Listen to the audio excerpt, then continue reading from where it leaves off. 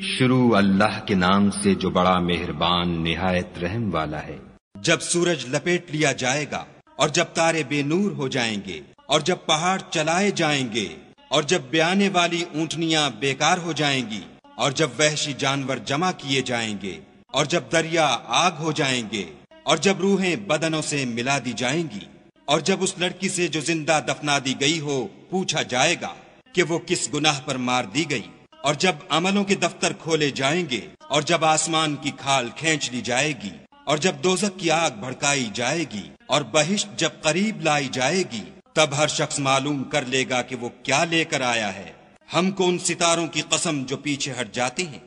اور جو سیر کرتے اور غائب ہو جاتے ہیں، اور رات کی قسم جب ختم ہونے لگتی ہے اور صبح کی قسم جب نمودار ہوتی ہے، کہ بے شک یہ قرآن فرشتہ عالی مقام کی زبان کا پیغام ہے،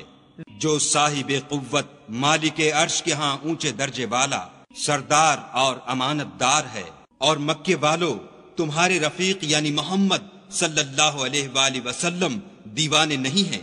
بے شک انہوں نے اس فرشتے کو آسمان کے کھلے یعنی شرقی کنارے پر دیکھا ہے، اور وہ پوشیدہ باتوں کے ظاہر کرنے میں بخیل نہیں، اور یہ شیطان مردود کا کلام نہیں۔ پھر تم کدھر جا رہے ہو؟ یہ تو جہان کے لوگوں کے لیے نصیحت ہے، یعنی اس کے لیے جو تم میں سے سیدھی چال چلنا چاہے، اور تم کچھ بھی نہیں چاہ سکتے